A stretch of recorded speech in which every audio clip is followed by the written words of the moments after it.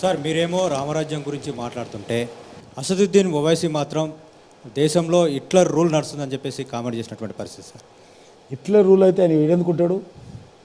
ఆయన జైల్లో ఉండాల్సిన వ్యక్తి. ఎందుకంటే వాళ్ళ కొడుకు వాళ్ళ తమ్ముడు ఏమన్నప్పుడు మాకు 10 నిమిషాలు సమయం ఇస్తే ఈ దేశంలో ఉన్నటువంటి 100 కోట్ల మంది హిందువులను ఊచకోతకు వస్తాము, మాకు 10 నిమిషాల సంగతి చూస్తామంటే ఆయన ఏడు ఉండాలి.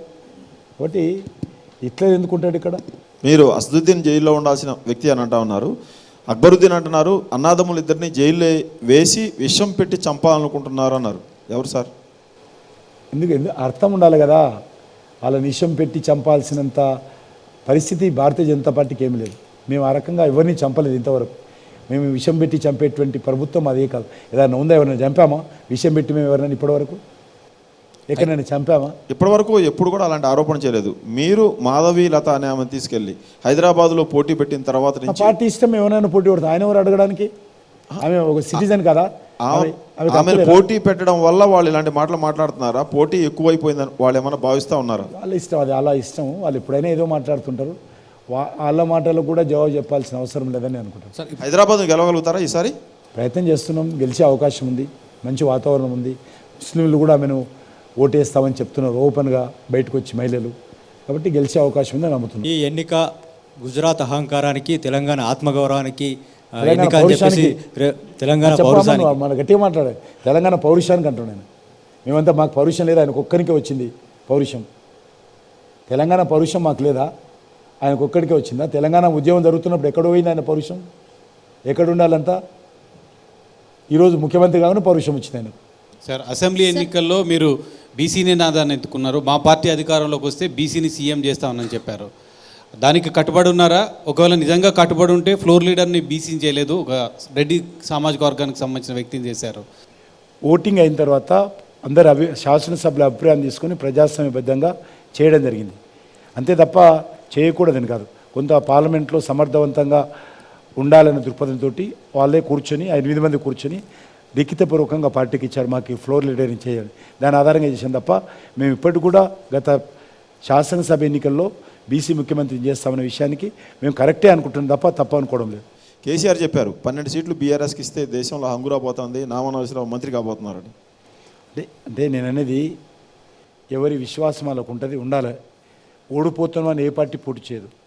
మీరు నన్ను కూడా అడిగారు ఇది ఆ శాసనసభ ఎన్నికలప్పుడు. నేను కూడా అప్పుడు అధికారంలోకి వస్తా అని చెప్పాను తప్ప ఓడిపోతానని చెప్పలేదు. నాకు ఉండేటువంటి అంచనాలు అప్పుడు ఉండే నాకు. కాబట్టి ఆయనకుండే అంచనాలు ఆయనకున్నాయి. ఇప్పుడు చాలా సీట్లలో నాకు తెలిసినంత వరకు ఈమె కరెక్ట్, ఐమే రాదు. నాకు తెలిసినంత వరకు డిపాజిట్లు కూడా రాదు. కానీ మీరు విశ్వాసంతో ఉన్నారు 400 సీట్లు వస్తాయని. కానీ చాలా రాష్ట్రాల్లో బీజేపీ పరిస్థితి బాగోలేదని. బీహార్లో మీ మిత్రులు మిమ్మల్ని వదిలిపెట్టి వెళ్ళిపోయారు. బీహార్లో నితీష్ కుమార్ ఆయన మళ్ళీ మీతో వచ్చారు, కానీ ఆయన నెగిటివ్లో ఉన్నాడని. గత పార్లమెంట్ ఎలక్షన్స్లో లేరు, ఇప్పుడున్నారు. అదే ఆయన మీద నెగిటివ్ ఉంది, అది మీకు వ్యతిరేకంగా ఉందని. అలాగే మహారాష్ట్రలో కూడా శివసేనతో మీరు విడిపోయారు, అక్కడ పరిస్థితి బాగాలేదని. కర్ణాటకలో అలాగే ఉందని. అంటే ఇన్ని రాష్ట్రాల్లో మీరు ఇంతకుముందు మెజారిటీ సీట్లు దాదాపు 99% సీట్లు సాధించిన రాజస్థాన్, మధ్యప్రదేశ్, కర్ణాటక ఇలాంటి చోట్ల ఇప్పుడు ఇబ్బందుల్లో ఉన్న బీజేపీ ఎలా 400 సీట్లకి రీచ్ అవ్వగలుగుతుంది అనేది ఒక. నేను ఒకటే మీకు మనవి చేస్తున్నాను, మా ప్రత్యర్థులు ఎవరెత్తున్నారో అంటే ప్రతిపక్ష పార్టీలు వాళ్ళే ఈరోజు ప్రచారం చేయలేని పరిస్థితుల్లో ఉన్న పరిస్థితి. వాళ్ళే కాడి పడేసిపోయారు. కాబట్టి మాకు మహారాష్ట్రలో మీరు చెప్పినట్టు ప్రకారం కావచ్చు, లేకపోతే బీహార్లో కావచ్చు, కర్ణాటకలో కావచ్చు మంచి మెజార్టీ సీట్లు వస్తాయి. మాకు వచ్చినటువంటి అంచనాల ప్రకారం 22 నుంచి 25 సీట్లు కర్ణాటకలో వస్తాయి. కేంద్ర ప్రభుత్వం ఏవైనా సంక్షేమానికి సంబంధించినవి ప్రకటించినా కానీ అవన్నీ కూడా ప్రజలకు చేరే లోపల ఇవన్నీ బీజేపీ వాట్సాప్ యూనివర్సిటీ సూత్రాలు అన్నటువంటి ఒక రకమైనటువంటి ప్రచారము, విష ప్రచారం జరుగుతున్నటువంటి నేపథ్యంలో మనం రీసెంట్గా అమిత్ షా గారి వీడియో మార్ఫింగ్ అంశం కూడా చూసాం.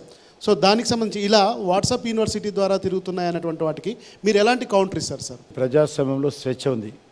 మీరంటే ప్రజలకు మాట్లాడే స్వేచ్ఛ ఇవ్వడం లేదని ఒకదికి అంటున్నారు కొంతమంది. ఈరోజు వాళ్ళకు పూర్తి స్వేచ్ఛ ఉంది, మమ్మల్ని విమర్శిస్తున్నారు. కాబట్టి ఆ విమర్శించడంలో ఉన్నంతలో మాకున్నటువంటి సోర్సెస్ ప్రకారం, మాకున్నటువంటి శక్తి మేరకు తెలంగాణలో మేము మా సోషల్ మీడియా ద్వారా ఇతరత్ర మేము మాకున్నటువంటి ప్రకారం మేము ఖండం చేస్తున్నాము. మా యొక్క పథకాలను ప్రజల మధ్యలో తీసుకెళ్లేటువంటి ప్రచారం చేస్తున్నాం. సాధ్యమైనంత వరకు ఆ ప్రచారం జరుగుతూ ఉంది. భవిష్యత్తులో కూడా ఆ దిశలో ముందుకెళ్తాము. ఈరోజు వాస్తవంగా కొంత తప్పుడు ప్రచారం జరుగుతున్నటువంటి విషయం వాస్తవం, మీరు చెప్పినటువంటి విషయం. కాంగ్రెస్, బీఆర్ఎస్, బీజేపీలో మీకు ఏ పార్టీతో పోటీ ఉంది? కాంగ్రెస్ బీజేపీనా, బీజేపీ బీఆర్ఎస్? నేను ఉన్నప్పుడు కూడా నేను ట్రయాంగిల్ ఫైటే ఉందనుకుంటున్నాను. ఎన్ని సీట్లు వస్తాయి